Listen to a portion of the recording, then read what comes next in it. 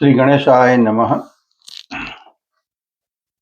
इसके आगे के 2 वीडियो में हमने सूर्य और राहु से बनते ग्रहण योग के बारे में डिटेल में देखा।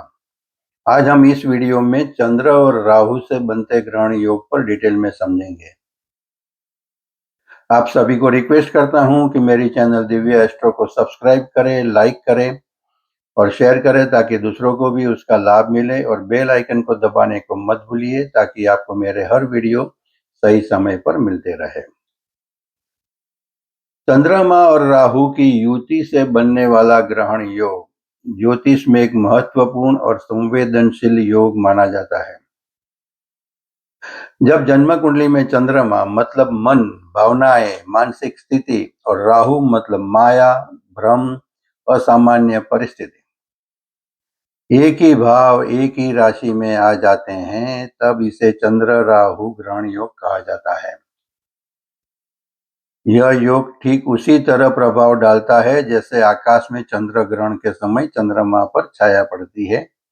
इसलिए इस योग में व्यक्ति के मन, भावनाओं, निर्णय क्षमता और मानसिक संतुलन पर राहु की छाया पड़ जाती है।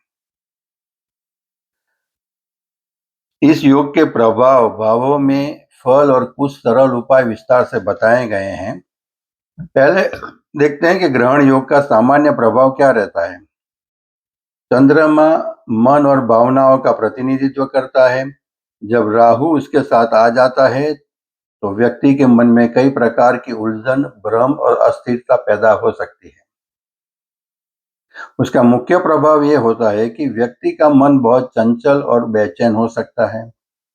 कई बार नकारात्मक विचार या डर ज्यादा आते हैं। निर्णय लेने में कंफ्यूजन हो सकता है। अचानक मानसिक उतार चढ़ाव आते हैं। व्यक्ति को विदेश, रहस्य, रिसर्च या टेक्नोलॉजी में रुचि हो सकती है। अगर योग शुभ स्थिति में हो तो व्यक्ति बहुत इंट्यूटिव और रहस्यमय ज्ञान वाला भी बन सकता है। इसलिए यह योग हमेशा खराब ही हो वैसा नहीं होता है। सही स्थिति में यह असाधारण सोच और अलग पहचान भी देता है। अभी हम देखते हैं 12 भाव में चंद्र राहु ग्रहण योग का प्रभाव कैसे रहता है। तो प्रथम भाव मतलब लग्न भाव में अगर ये होता है तो व्यक्ति का स्वभाव रहस्यमय हो सकता है। मानसिक चिंता या ओवर थिंकिंग की प्रवृत्ति रह सकती है। लोगों को समझना कठिन हो सकता है। जीवन में पहचान बनाने के लिए संघर्ष करना पड़ता है। द्वितीय भाव में बनता है तो परिवार में गलतफहमियां हो सकती है। वाणी में कभी कभी कठोरता आ सकती है। पैसों को लेकर उतार चढ़ाव आ सकता है। व्यक्ति को अचानक धन मिलने या अचानक नुकसान की स्थिति भी बन सकती है। तृतीय भाव में अगर बनता है तो साहस और रिस्क लेने की प्रवृत्ति पर असर करता है। मीडिया, सोशल मीडिया या कम्युनिकेशन में सफलता या असफलता का प्रॉब्लम क्रिएट करता है। भाई बहनों के साथ कुछ दूरी या गलतफहमी भी क्रिएट कर सकता है। चतुर्थ भाव में बनता है तो मानसिक शांति में कमी आती है। घर या प्रॉपर्टी से जुड़ी चिंता, माता के स्वास्थ्य का ध्यान रखना जरूरी होता है। पंचम भाव में बनता है तो प्रेम संबंधों में भ्रम या जटिलता, पढ़ाई में मन जल्दी भटक सकता है। बच्चों के विषय में चिंता, लेकिन अगर शुभ हो तो व्यक्ति क्रिएटिव और बहुत इंटेलिजेंट भी बन सकता है। छठे भाव में हो तो शत्रुओं पर विजय पाने की क्षमता, प्रतियोगिता में सफलता, मानसिक तनाव हो सकता है लेकिन संघर्ष से जीत मिलती है। सप्तम भाव में बनता है तो विवाह और रिलेशनशिप में भ्रम पैदा करता है। जीवन साथी के साथ गलतफहमियां, शादी में देरी या असामान्य विवाह भी हो सकता है। अष्टम भाव में होता है तो रहस्यमयी ज्ञान में रुचि देता है। ज्योतिष, तंत्र या रिसर्च में रुचि डेवलप करता है। जीवन में अचानक घटनाएं भी बनती है। नवम भाव में बनता है तो भाग्य में उतार चढ़ाव, पिता या गुरु के साथ मतभेद हो सकते हैं। व्यक्ति का अपना अलग धार्मिक या आध्यात्मिक दृष्टिकोण हो सकता है। दसम भाव में बनता है तो करियर में अचानक बदलाव, राजनीति, मीडिया या टेक्नोलॉजी में सफलता, काम में कई बार अनिश्चितता भी आ सकती है। एकादश भाव में बनता है तो बड़े नेटवर्क और संपर्क डेवलप हो सकते हैं, अचानक लाभ के अवसर क्रिएट हो सकते हैं, विदेशी स्रोत से इनकम भी हो सकती है। अगर द्वादश भाव में बनता है तो विदेश यात्रा या विदेश में रहने के योग बन सकते हैं। आध्यात्मिक रुचि, कभी-कभी मानसिक अकेलापन भी आ सकता है। राशियों में अगर देखते हैं चंद्र राहु युतियों का प्रभाव, तो मेष में अगर बनती है तो जल्दबाजी और गुस्सा बढ़ सकता है। वृषभ राशि में धन और भौतिक सुख की इच्छा अधिक रहती है। मिथुन राशि में बनता है तो बुद्धि में तेज लेकिन मन बहुत चंचल होता है। कर्क राशि में बनता है तो भावनात्मक उतार चढ़ाव होता है। सिंह राशि में बनता है तो अहंकार और प्रसिद्धि की इच्छा बहुत ज्यादा बनती है। कन्या राशि में बनता है तो ओवर थिंकिंग और परफेक्शन की प्रवृत्ति होती है। तुला राशि में बनता है तो रिश्तों में भ्रम या अस्थिरता क्रिएट करता है। वृश्चिक राशि में बनता है तो रहस्य और गूढ़ विषयों में रुचि डेवलप करता है। धार्मिक धनु राशि में बनता है तो धार्मिक विचारों में अलग तरह का दृष्टिकोण डेवलप होता है। मकर राशि में बनता है तो काम और करियर पर अधिक फोकस होता है। कुंभ राशि में बनता है तो नई सोच और अनोखे विचार डेवलप होते हैं। और मीन राशि में अगर बनता है तो बहुत संवेदनशील और कल्पनाशील स्वभाव होता है। चंद्र राहु की युति से बनने वाला ग्रहण योग हर लग्न में एक जैसा फल नहीं देता।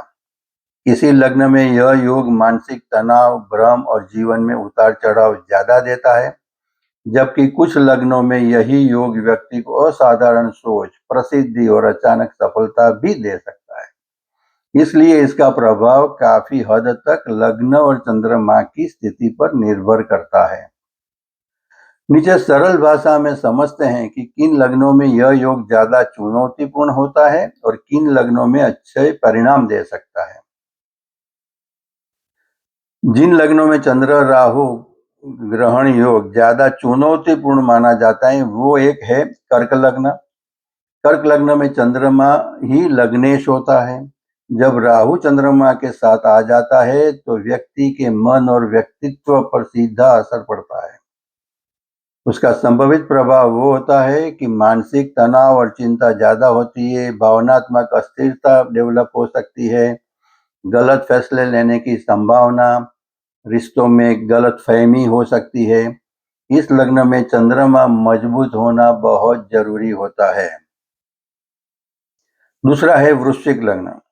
वृश्चिक लग्न में चंद्रमा भाग्य भाव का स्वामी होता है। अगर राहु के साथ ग्रहण योग बने तो भाग्य में उतार चढ़ाव, गुरु या पिता से मतभेद, जीवन में अचानक घटनाएं बन सकती है। लेकिन अगर अच्छी दृष्टि हो तो व्यक्ति गुण ज्ञान और रिसर्च में बहुत आगे जा सकता है। मीन लग्न में अगर बनता है तो मीन लग्न में चंद्रमा पंचम भाव का स्वामी होता है। ग्रहण योग होने पर प्रेम संबंधों में भ्रम, पढ़ाई में मन भटकना और मानसिक संवेदनशीलता ज्यादा रहती है। अगर सिंह लग्न में ये योग बनता है तो चंद्रमा 12वें भाव का स्वामी होता है। राहु के साथ आने पर मानसिक अकेलापन, अनावश्यक चिंता, खर्चों में भी वृद्धि आ सकती है। अभी देखते हैं कौन से लग्नों में यह योग कभी कभी राजयोग भी बनाता है। तो कुछ लग्नों में चंद्र राहु युति व्यक्ति को असाधारण सोच, लोकप्रियता और अलग पहचान देती है। उसमें पहला है मिथुन लग्न। इस लग्न में यह योग व्यक्ति को बहुत तेज दिमाग और असाधारण कम्युनिकेशन स्किल दे सकता है। संभावित फल मीडिया, सोशल मीडिया, मार्केटिंग, राजनीति इन क्षेत्रों में सफलता दिलाता है। दूसरा है कुंभ लग्न। कुंभ लग्न वाले जातकों के लिए यह योग कई बार नवाचार या तो नई सोच देता है। संभावित परिणाम में technology, research, science, innovation in क्षेत्रों में बड़ी सफलता दिला सकता है। वृषभ लग्न में अगर यह योग अच्छे भाव में हो तो व्यक्ति को धन के नए अवसर प्राप्त हो सकते हैं, विदेशी स्रोत से लाभ हो सकता है, बिजनेस में अलग पहचान मिल सकती है। मकर लग्न में अगर बनता है तो यह योग कई बार राजनीति या बड़े संगठनों में सफलता देता है। ऐसे लोग रणनीति बनाने में माहिर, बड़े स्तर पर काम करने वाले, अचानक प्रसिद्धि पाने वाले हो सकते हैं। किन परिस्थितियों में ग्रहण योग ज्यादा खतरनाक हो सकता है, तो वो है अगर चंद्र राहु की युति के साथ शनि की दृष्टि हो, मंगल की कठोर दृष्टि हो, चंद्रमा बहुत कमजोर हो अमावस्या के पास, तो इसका नकारात्मक प्रभाव बढ़ सकता है। अगर बृहस्पति की दृष्टि हो, चंद्रमा मजबूत हो, योग केंद्र या त्रिकोण भाव में हो, तो व्यक्ति को असाधारण लोकप्रियता और सफलता भी मिल सकती है। ऐसे लोगों में अक्सर यह विशेषता होती है कि बहुत तेज इंट्यूशन होता है, रहस्यमयी विषयों में रुचि होती है, भीड़ से अलग सोच होती है और अचानक जीवन में बड़े बदलाव भी आ सकते हैं। एक महत्वपूर्ण बात वो है कि ग्रहण योग का वास्तविक फल हमेशा पूरी कुंडली देखकर ही तय किया जाता है। कई बार यही योग व्यक्ति को बहुत बड़ी प्रसिद्धि और असाधारण सफलता भी देता है। कुछ आसान उपाय करने से इस योग के नकारात्मक प्रभाव कम किए जा सकते हैं, जैसे कि सोमवार के उपाय में सोमवार को भगवान शिव को जल अर्पित करें, ओम नमः शिवाय मंत्र का जाप करें, सोमवार को सफेद वस्तु का दान करें, चावल, दूध, दही, मिश्री। राहु के लिए शनिवार को काले तिल का दान करें, गरीब या जरूरतमंद व्यक्ति को भोजन कराएं। मानसिक शांति के लिए ध्यान, मेडिटेशन करना बहुत लाभकारी होता है। चंद्रमा मजबूत करने के लिए चंद्र गायत्री मंत्र का जाप करें। महत्वपूर्ण बात यह है कि ग्रहण योग का वास्तविक प्रभाव हमेशा पूरी कुंडली देखकर ही किया जाता है।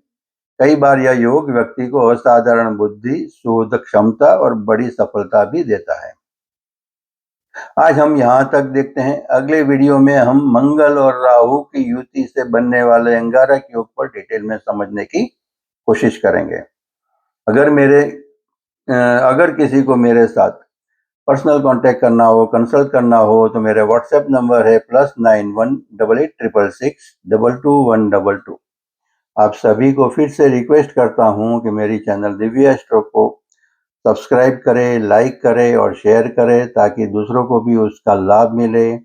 और बेल आइकन को दबाने को मत भूलिए, ताकि आपको मेरे हर वीडियो सही समय पर मिलते रहे।